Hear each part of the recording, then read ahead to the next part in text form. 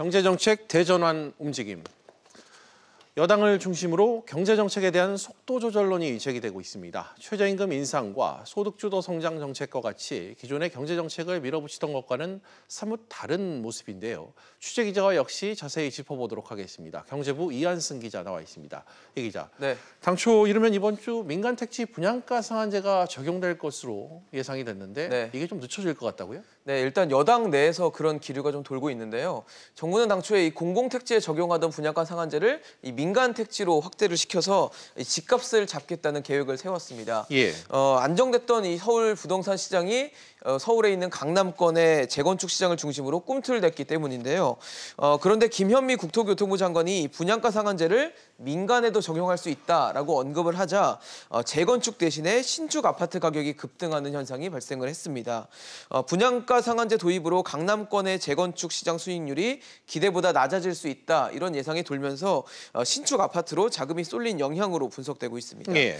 그러자 여당 내에서도 이 부처 간 협의 또 당정 협의 등 여러 가지 내부적인 협의를 통해서 좀 시간을 좀 두고 지켜봐야 된다라는 분위기가 조성이 되면서 이 정책적인 속도 조절에 힘을 실리게 된 요인으로 풀이됩니다. 그렇군요. 이 분양가 상한제 말고도 주 52시간 근로제도 하더라면서요. 그런데 이게 지금 시행 중이지 않습니까?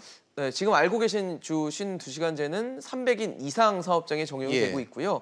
내년 1월 1일부터는 300인 미만, 그러니까 50인 이상 300인 미만 사업장에 적용이 됩니다. 예. 그런데 내년 1월부터 적용이 되지만 이를 늦추자는 주장이 여당 내에서도 지금 나오고 있는 건데요.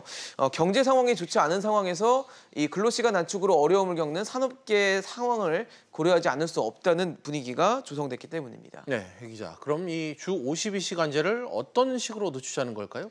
일단 늦추자는 방안이 뭐 당론으로 채택된 건 아니고요. 더불어민주당 내에 있는 이원욱 의원에 의해서 앞으로 개정안이 발의될 예정인데요. 예. 내용을 좀 살펴보면요. 이 300인 미만 사업장에 주 52시간제 적용을 1년 이상 좀 미뤄보자, 유예를 해보자라는 내용이 골자입니다.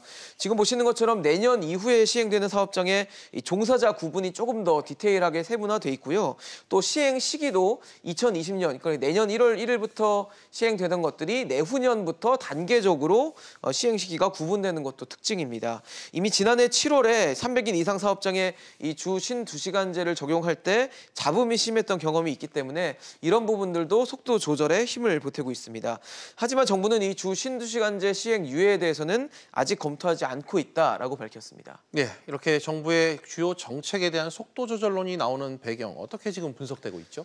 뭐 일단 앵커도 아시다시피 일본의 수출 규제 문제가 지금 당면한 가장 큰 과제이기 때문에 이 문제를 일단 해결해야 된다라는 공감대가 있고요. 일본에 대한 어떤 범정부 차원의 총력적인 대응이 필요하다라는 것도 한 이유가 꼽히고 있습니다.